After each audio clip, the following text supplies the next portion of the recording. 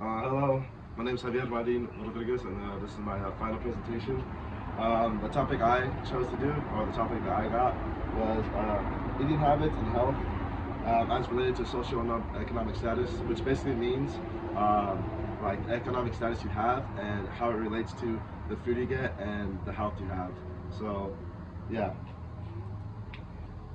This is my thesis. My thesis is that the correlation between eating habits and socioeconomic status is actually very evident with individuals and families on the wealthy side, which tend to buy more organic and more healthier foods as opposed to lower income people, or people on the poorer side in poverty. They buy high sodium, high saturated, and like high fat food that are really unhealthy for you and just overall just bad for you. And I mean, as you see in these pictures, the correlation. Poor sides eat bad food such as hamburgers, red meats, and the richer side, they eat like high fiber foods, fruits, vegetables, oats, more along that side. So background knowledge. This knowledge you need for the rest of the presentation. Um, the national income is $59,428, which is around $60,000. You really just want to round up, with only like not that many Americans actually meet that. With 11.5% of Americans are under the national average income, with 37.9 million of them living in poverty, which means they can't afford food in higher price ranges and more organic, which is the reason. So, and the national estimate of how much you spend a month on groceries is $322.08 per person, which kind of evens out to, for a family of four, is $1,288. So every year, the average of spending food per person is $3,864.96, and that's per year per person. And imagine with people with bigger families, they have to spend more, and it just makes it harder for them to get healthier food. So they go for the lower, high sodium, high saturated fats, trans fat food.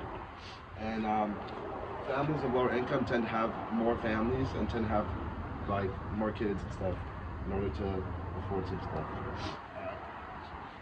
Unhealthy versus healthy diet costs. So in Harvard, they did an estimated differences. They did a study, a research study, which is prices per servings and per 200 calories and per 2,000 calories. So basically, what they did is they got all the food, and they basically like per calories, they like how much money it costs and what good calories are and what bad calories are. And so overall, what they got from this study was that unhealthy foods are less expensive because of the production and transportation, which basically means like unhealthier foods have pesticides in them. They're grown with not good soil. They are put chemicals. They have AMOs, like where they genetically construct these foods, to make them bigger, which is just not good for your body and overall health. And then the study actually confirmed that diets filled with organic, soy that's good for you, grown with soy that's good, actually organic way of growing stuff, and not using production genetically modified organisms, GMOs. They actually are $1.50 more per day, which is a lot of money because a lot of people are living in poverty, and $1.50 is a lot of money compared to it. All right. And so these are the differences between wealthy and poor.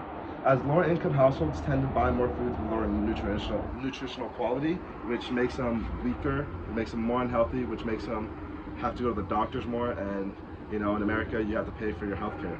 So it's just more money piling up, and it's just getting really bad. Purchases in this group, which in these items have higher added sugar, saturated fat, and sodium, and are just made from GMOs, like I've been saying. Higher income households tend to purchase more nutrient dense foods, such as fruits, vegetables, and like grains, which have more fiber, which are more healthy for you and help you grow and just be a healthier person in general. The clear disparities in nutritional quality based on income level are very shown in these purchased foods, as more organic foods are more expensive and less organic foods are, they're lower because they're easier to make because of these pesticides and transportation, and it's just like, they make them less cheaper because they're not as hard to make. The wealthy versus poor health. Discussing disparities in health outcome based on income of lower income individuals facing more significant challenges. Because of these foods that they're eating, they are getting weaker and they're having to go to the healthcare more, which means they're getting more health disparities. Healthcare in the U.S. is expensive and many cannot afford, especially those in the poverty line and under the national income average. Limited healthcare to lower socioeconomic people in those brackets, and healthier eating habits can reduce these medical problems, but it all starts off with what they eat, and when they eat is expensive, they have to go for the cheaper stuff, which makes them more unhealthy. And that's the end of my presentation. Thank you for watching.